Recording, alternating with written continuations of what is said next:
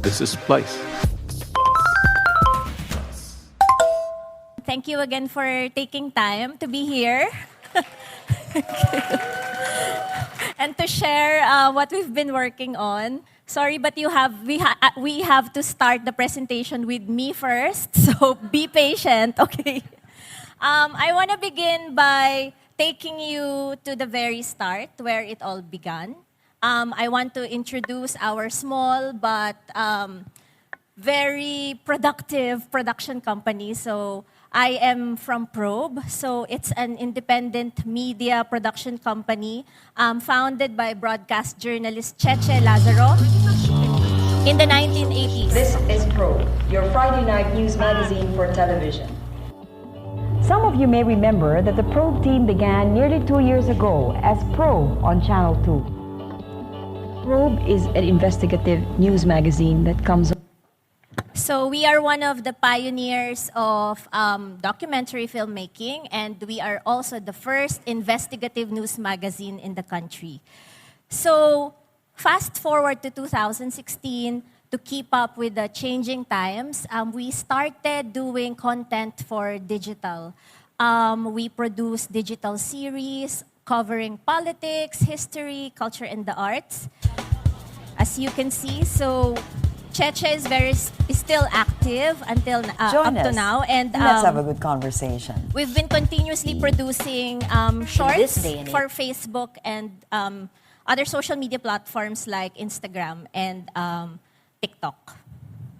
We also worked with international partners, and some of them are still working with Probe, so we usually produce documentaries about topics in the Philippines for them.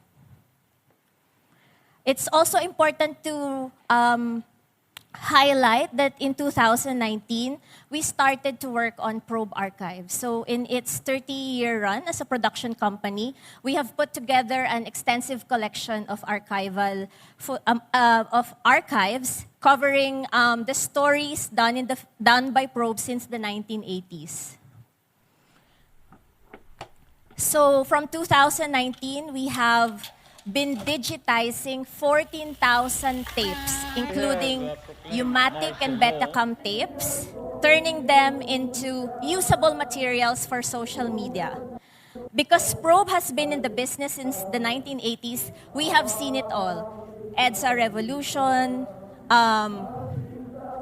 the rise of people power, and as you have seen, we've covered a lot of historical milestones, including tragedies, poverty since the 1980s, though I think it's still the story of the Philippines up to now. So these are now readily available. These are now digitized, and the dream is to finish digitizing everything in 2025 so that more people will have access to our work, so that educators and colleagues in the industry can use our materials to produce more stories. Accused of being a pedophile. Are you a pedophile? I'm not. You're not.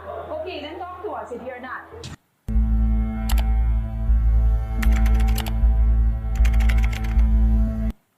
Our work online also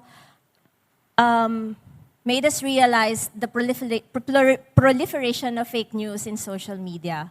While we continue to produce content that aims to encourage people to be more critical and to produce accurate content, we can't help but wonder, what can we do more?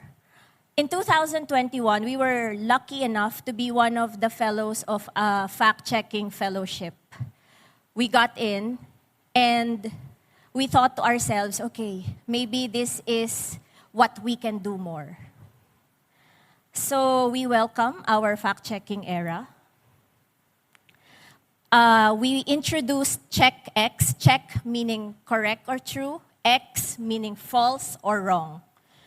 When we produced Check X fact-checking campaign, a lot of our colleagues in the Philippines have already been fact-checking. They will write articles and reports on fake news. And again, we thought to ourselves, what can we do differently? So we did something unusual. we tapped content creators to work with us. We believe that we have to work with people who has the influence, the impact, and the reach. Unfortunately, in the Philippines, those people are no longer the media practitioners. In 2016, under President Rodrigo Duterte, there was a massive public media distrust. They just don't like to hear the news from journalists anymore. So, in a way, we have to compete. So, the fact-checking campaign of Probe aims to target the millennials and the Gen Z because we believe in the power of the youth because they're so tech-savvy. One influencer said yes to Probe in a heartbeat. This is McCoy Dubs, over 1 million followers. And we specifically approached him for the project because the fact-checking campaign Cassandra, features Pastor, I'm a hungry relatable na. character. You know naman may blood sugar levels, di ba? McCoy Dubs is Oh my God, look, Cassandra. a Filipina Yeah. tita, It's nosy, your Ninang Pia over and there. sometimes has the tendency Pia! to spread Oh, fake Cassandra, you news. make mana to her, ha? So for She'll Probe, give you, ano? we feel that What? this Look, I don't character want. is very My powerful God, ha? and relatable. Don't embarrass me to my hermana. Best friend kayo nung college. Shh. Here she comes. Another unique selling point of our fact-checking campaign is the use of Probe archives. Because who can fake videos or documentaries that were actually aired in the past? Our allies and our followers online would comment and would fight with trolls saying, this is not fake because we've seen it in the 1990s. We grew up with Probe. We know Cheche Lazaro and the Probe team. So we were so surprised and so happy because our fact-checking campaign started online discussions. People started sending us items for fact-checking. People started asking for copies of our old documentary so that they can learn more from it. And we feel that that is a mark of success. In 2023, this year, last May, we are very proud because we are now one of the verified fact-check signatories of the International Fact-Checking Network. In the Philippines, there are only 5 signatories. All 4 signatories are newsrooms and news organizations. We are the only one focusing on videos, and I think that we have started moving conversations forward. But we can't just, keep fact-checking and doing videos with McCoy Dubs. So the next question is, what's next? Thankfully, partners and potential friends started noticing our work. This year, we are working with the International Media Support, and they are helping us expand our campaign. I would like to introduce somebody, one of the content creators that we are working now. This content creator checks all the boxes, entertaining, can cover a lot of generations, very relatable. And this is Tita Baby.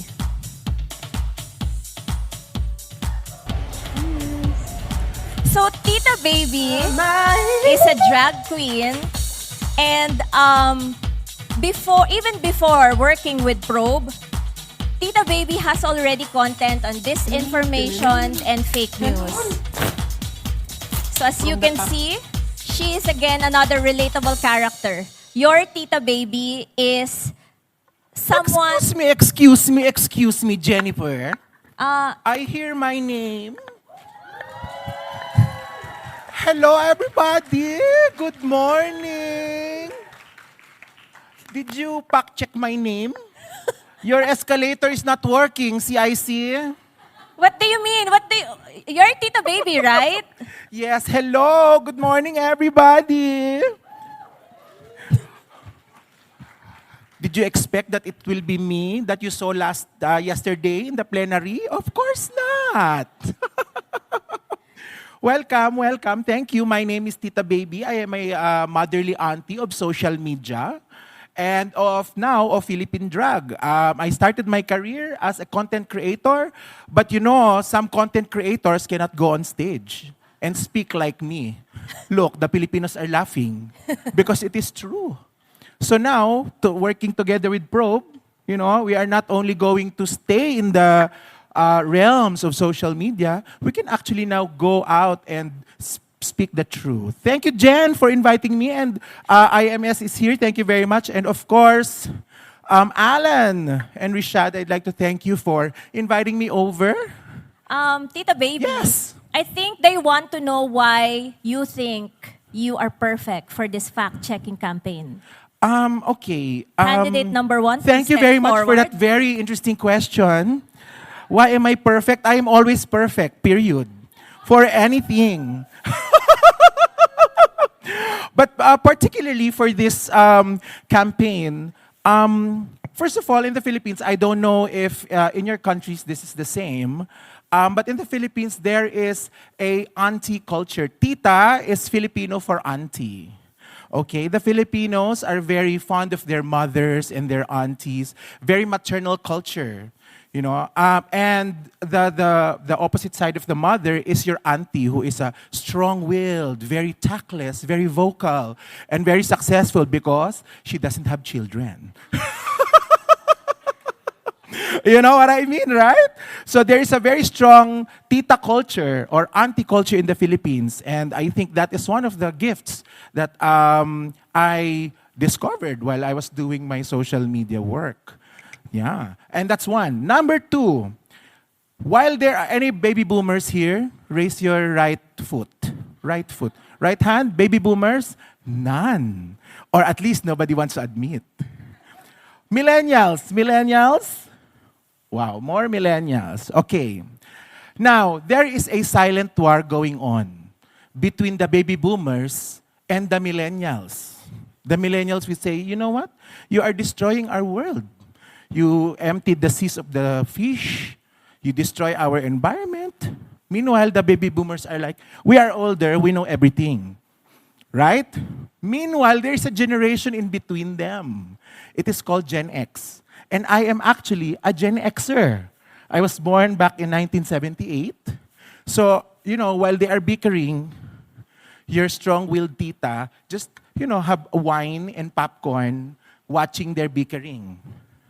But in reality, some points of the boomers are correct, some points of the millennials are correct, but you know what? I am always correct. So as a Gen Xer, I actually lived a part of the history that the millennials haven't seen. Meanwhile, the millennials, I have the wisdom that some sort of boomers have. Yeah? So it is a perfect bridge to bridge communication from history, especially for this project, talking about history and politics. I have been there. Probe was one of my personal resource when I was young. Seeing the 1986 revolution, I was living my life as a young woman of age 6. Yes, I was a woman already, age 6. Watching, living the life of the end and the entails of the martial law. I was there. So when millennials ask me, how are you, do you know the truth? I was there. And they will not believe baby boomers because, again, they have a negative connotation or negative background for millennials. I don't know if all the millennials here will agree with that, but, doesn't matter if you agree with that as long as you agree with me. So that's my second reason why I feel like I'm perfect for this project. And lastly, I again don't know, Thailand has a very robust drag culture. Even before it entered the mainstream media through RuPaul's Drag Race, Thailand has a very robust drag culture. In the Philippines, it is just about to emerge and become completely mainstream. Because RuPaul's Drag Race, I don't know if you know that, just Google it. I know, you're fact checkers, you fact check that. RuPaul's Drag Race entered the Philippines a few years back, and then there was an explosion of an industry that, the Filipinos never knew existed. So I think it's a perfect time for drag queens like myself or drag artists like myself to actually use that time and the platform that we have to speak about the truth. And I'm a literal tita in my real life. Out of drag, I am a real tita. My attitudes, my behavior, the way I think, popcorn and wine every night. So I really feel that there is a lack or a gap in storytellers telling the truth. My drag, if people ask me, why do you do it in drag? My drag is just an art. If Picasso's medium was painting, Mariah Carey's medium is music. To tell stories, the way I tell my story is through my medium, which is drag. Will you be laughing at me if I look like a 45 Filipino congressman standing here? Of course not. Correct? So I think this project is very powerful, and that is why I believe, misjudge, that is why I believe I am the perfect beauty queen for this project. Thank you very much, candidate number one. Thank you very much. I was warning Jen yesterday, and she was like, "Oh, Tita Baby, I'm going to go on stage first, and then I will call you on stage. And okay, how long are you going to give me? 15 minutes? Oh, that's not enough." I'm very talkative. Thank you, Jen.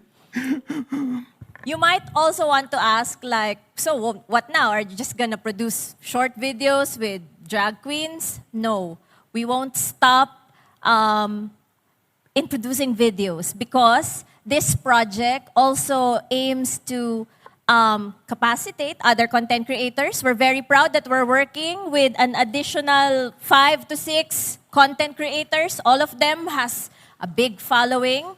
And aside from producing disinformation, anti-disinformation videos for Probe, we will also bring them to schools. We will do fact-check training in 7 schools in Luzon, Visayas, and Mindanao. And we aim to build a group and find allies so that the fact-checking work will continue. I'm sure the journalists here and media practitioners can relate when I say that every day it gets harder to do our job. For me, as a video documentarist, video editing, video producing takes time. I have experienced not sleeping for 4 days just for a documentary. And when you publish it, you'd see that you'd get what? 100 likes, 40 shares, okay. But is that the best we can do, or is that the best this documentary can reach? So I have questions like that. But at the end of the day, Probe, a former legacy media, a journalist like me, and Tita Baby, who has just one video, with 1.4 million views, are both here together, then there is hope. Thank you very much, and Thank you very much. Now we are going to take some of your money. Thank you. If you have any questions, please address them to Jen. okay. Hi, thank you very much. Really interesting. I was wondering, because you were mentioning that some of the influencers you work with did post some fake news on their accounts before. Yes, we're actually working with one new content creator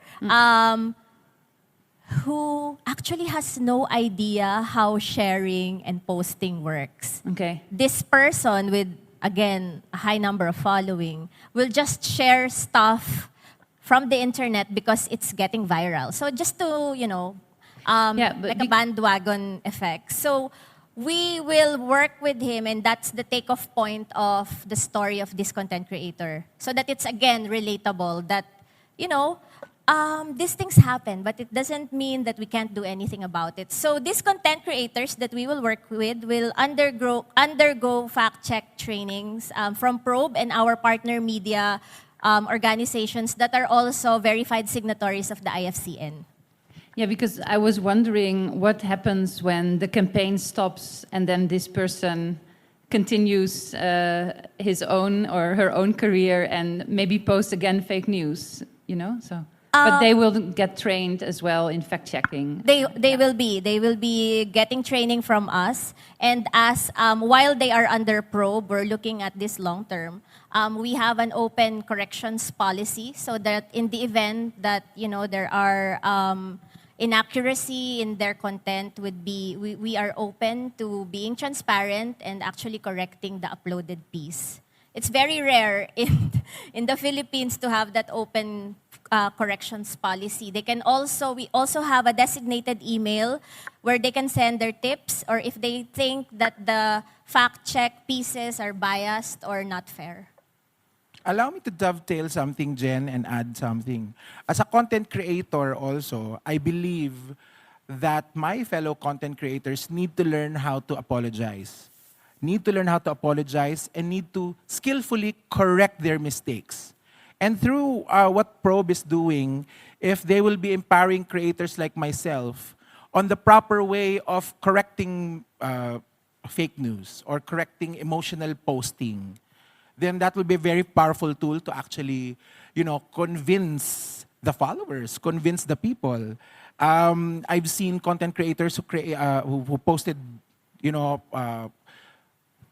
media, videos, pictures, or even news that weren't true or that created negative emotions through the community. And I find that those who are humble enough and skillful enough to actually correct their mistakes have more credibility. Yeah. I'm sorry, okay. I'm very sorry. I will correct myself now. Yes.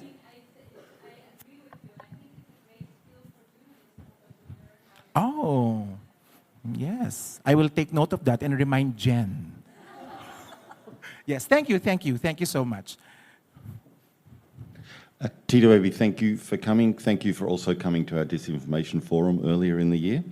I just to both of you, is there a code of ethics that the content creators are signing up to as part of this program? The fact-checking campaign in general has a set of code of ethics and guidelines for the project. So we don't necessarily have to see it differently for the content creators, because we will not see them as content creators but fact checkers like us as well, because they will undergo training. So these guidelines will be applicable to them. But I think it's more important that before the campaign started, Probe has been transparent with our parameters. What are we going to fact check? What are the requirements for fact-checking? And most importantly, what are the rating system? What is the rating system of these fact-checks? So to answer your question, yes, they will have to follow our code of ethics and the guidelines of fact-checking. And these guidelines are fair because, to begin with, when you're a storyteller, when you're a content creator, when you're a journalist, everything should start from the truth. So, yeah. But just to clarify that, being journalists, you and I, they're actually signing, not just agreeing verbally, they're actually signing up to a code of practice, a code of ethics. Yes, they are. Just to follow up from Chris, and be absolutely clear what it is. Is it also a kind of a pre-publication fact check? Is there an option for that, or is it only after it has come up? Okay. The video series will cover two things: actual fact checks, which are actually already like when fake news already proliferated and you do the fact checking. So we will do that. But we also have what we call disinformation reporting / media literacy campaign. So some of the content creators we're working with are covering topics on health, agriculture, economics, and history. So we're trying to do a video series that aims to pre-bunk possible fake news. Like, for example, there are many misconceptions and many myths on the medical field, about our economy, and of course history. So we are producing videos covering these topics. Yeah, but I was also thinking, I mean, that sounds great, but us boomers, for instance, we were used to have an editorial room and with an editor to go through things. But in this case, if you work with influencers, YouTubers and so on, they do not have that, and therefore it just goes out. But could they then have a possibility of consulting and say, okay, beforehand we are going out with this? Okay. Under this campaign, each content creator will work with an editorial head and a producer. So there, we will actually apply the processes that we have for our fact-checking campaign. So there will be no difference. They will follow guidelines. They will undergo training. They will learn how to use our materials, our archival materials, how to vet sources. So they will, in a way, they will not do this on their own. But the goal is for them to continue doing this when they do their content, even after the campaign or the project has ended. Very good. Hello. Hi.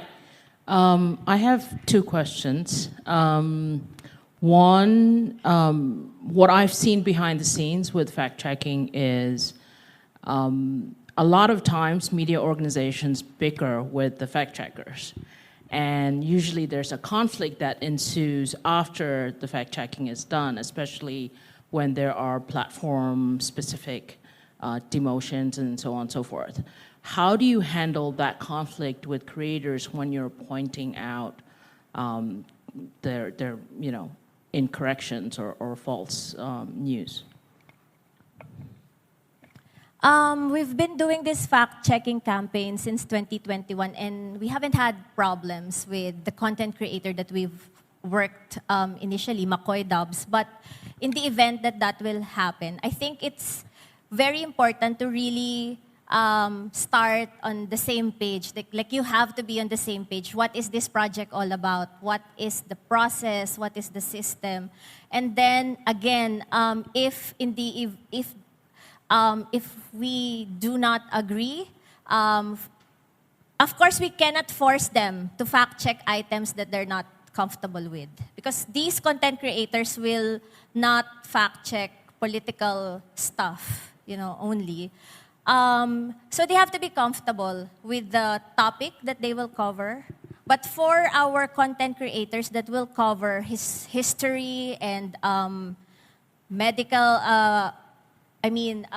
history and other social issues, we are actually working with fact checkers who are expert in their fields. Like, for example, one content creator that will cover historical myths and will debunk fake news online on history is a historian and an economist. So I think that also helps. We're not just stopping content creators because they're popular or they have following. We carefully chose who to work with.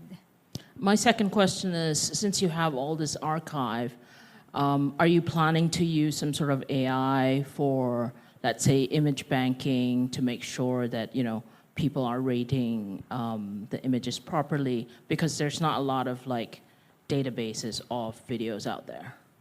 Archiving in the Philippines, I guess has just started its work, really. I mean, I think we're member of Filipino archivists in the Philippines. There's an organization, and they've only begun work, I think, in the 90s. So technically, we're all just racing to finish digitization. So we haven't had plans on that because we also don't have partners who can help us as well, because we're not very AI media org yet. So if you have ideas or people who can work with us or who can help us, we're very open to that. Thank you. Hi, I'm Nune from IMS, and I just want to ask Tita Baby how your audiences have reacted to these campaigns, positive, negative, and is there a difference from the content that you otherwise post? For the first question, as an example, back in the election year, this past presidential election of the Philippines, I was tapped and I've been working with creatives, musicians, celebrities who were actually some of the jump starters of the EDSA revolution back in 1986. So in terms of content and fact-checking, amongst that group, I knew that I was in a good place if I worked with them. Now, moving on to actually presenting it on my social media, there were actually both negative and positive feedback. However, what I notice is when I get negative feedback, it looks like it's generic. It's not organic. And creators actually can, if you're an experienced creator, you can actually decipher which ones are robots or trollers and all that. I had a lot of those, and I don't reply to them because if you feed them, they'll just grow.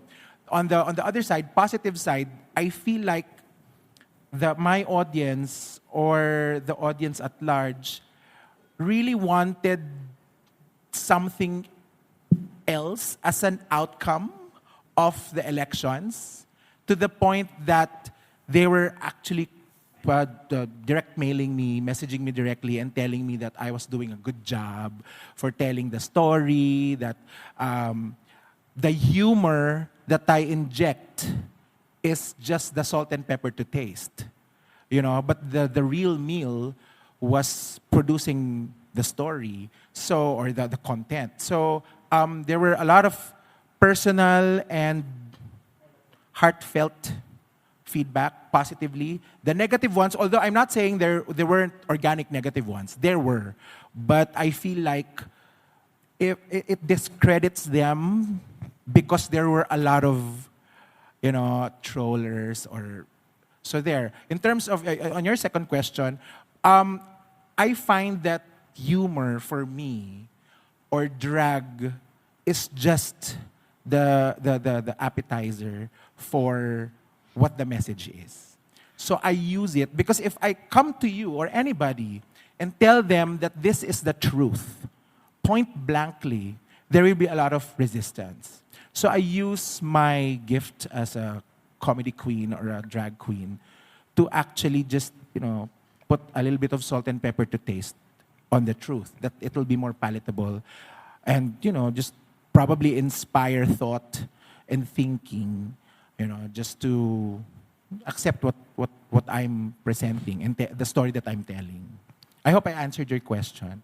And I'd like to share also that even before we started doing the fact-checking campaign with the content creators, we continued producing a lot of critical stories on our social media platform and even producing documentaries for TV network.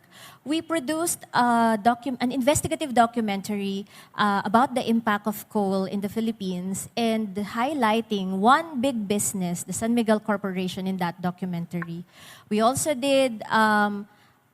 We also published a documentary playlist of all the documentary pieces done by Probe about the Marcoses. So it's a very brave playlist in public. We really we didn't get, threats or anything, and we were quite happy about that. But a week after we posted our fact-check campaign piece with McCoy Dubs, when it reached 500,000 views, our website was down.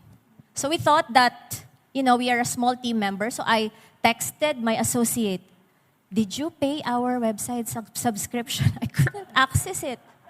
No. It's automatically deducted from my credit card. And then I called up our IT guy, and he said, that's a DDoS attack. So at first, we were surprised. And then we were happy because it meant that we have arrived. So there are consequences like that, but that's, I think, part of the job. But for me, I'm a very idealistic person. As long as you hold on to truth, you can carry on. Thank you. I just wanted to ask you one question about legacy media collaborating with social media influencers, because I also have a background. I started off in a small newsroom. Yes. It's a legacy newsroom, it's print, and there are a few of those where I'm from in Ethiopia. And I see them now struggling. I've left that newsroom, but they're really struggling, but they've been around for decades, like over 30 years. And I just can't see them collaborating with, influencers, because I feel like the question they would ask, or they would be so negative in terms of, we are doing serious work, and it would take away from that credibility that we worked for so many years to build. And I just want to know what your answer to that is. Like, how do you answer that? I also work and still working with a very traditional broadcast journalist. She's a multi-awarded journalist and a very serious one. But we had a very serious conversation also that I don't think we're that relevant anymore. People, I'm sorry to say this, it's not coming from a bad place, but many people don't know you anymore. And then she said something like, Jen, it's not about me. How can we turn this around? So I told her, we have a crazy idea, and we reported it to her. We actually introduced McCoy Dubs to Cheche Lazaro. And then we filmed their conversation to also add credibility to McCoy Dubs, because, you can't just have an interview with like a journalist or a legitimate media organization. So to answer your question, I think you have to realize that the story is not you. We are not here for you as a journalist. It's about sending the message across. It might be funny, but if our fact check piece can reach 1.4 million, I'll take it. Right? Again, you won't sleep for 4 days, and then what? You'll have 100 likes. So it's really about choosing your battle. If there are no more questions, I think we'll have to end this session before I start crying. Really? If you want to work with us... I thought we will end at 5 o'clock. Again, thank you very much for having Probe. If you need archival footage for your work, if you need footage of the Philippines, from the Philippines, you know who to call. Thank you very much. Thank you very much, everyone. Thank you. This is Splice.